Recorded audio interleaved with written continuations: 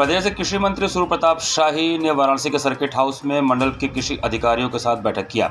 बैठक के पश्चात पत्रकारों से बातचीत में उन्होंने बताया कि आज यहां पर खरीफ और स्पर्श से संबंधित बैठक की गई है। बैठक में बताया गया कि राजकीय बीज पर पर्याप्त मात्रा में बीज उपलब्ध हैं, वहीं फर्टिलाइजर भी काफ़ी संख्या में उपलब्ध हैं। किसानों को इसका ज़्यादा से ज़्यादा लाभ उठाकर अपनी खेती को बढ़ावा देना चाहिए। अब चूंकि मानसून की शुरुआत हो गई, इसलिए धान की खेती के लिए किसानों को प्रयास शुरू कर देना चाहिए। प्रदेश सरकार किसानों के कल्याण के लिए लगातार प्रयास कर रही है। यही कारण है कि आगामी 19 जुलाई को लखनऊ में कार्यशाला का आयोजन करके उन्नत किस्म की खेती के और तरीकों से परिचय कराने के लिए किसानों को आमंत्रित किया गया है। इस कार्यशाला में विभिन्न राज्यों के किसान भी भाग लेंगे। इसका उद्घाटन गुजरात के राज्यपाल करेंगे। इसके अलावा 20 जुलाई को नरेंद्र देव कृषि विश्वविद्यालय फैजाबाद में भी एक कार्यशाला का आयोजन किया गया है, जिसमें श्री अन्न की पैदावार को बढ़ाने के लिए किसानों के साथ चर्चा की जाएगी। यह कार्यशाला किसानों के लिए काफ़ी फायदेमंद होगी।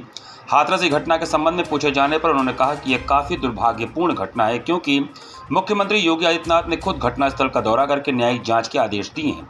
ऐसे में पूरी तरीके से खुलासा हो जाएगा कि इस घटना में कौन दोषी है।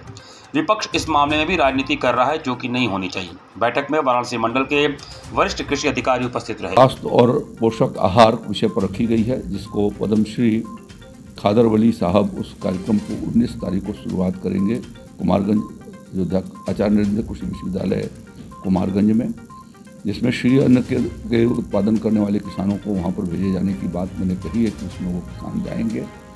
और 20 तारीख को गो आधारित प्राकृतिक खेती की कार्यशाला भी कुछ कुमारगंज विश्वविद्यालय में होगी, जिसमें आज गुजरात के राज्यपाल आचार्य देवव्रत जी उस कार्यक्रम के भी मुख्य अतिथि के रूप में होंगे।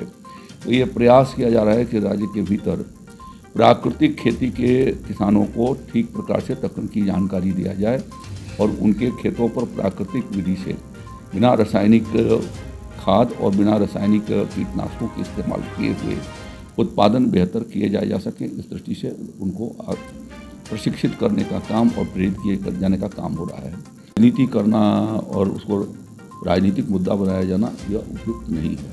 यह मानवीय दृष्टिकोण से आज आवश्यकता इसे कि मानवीय संवेदना के द्वारा जो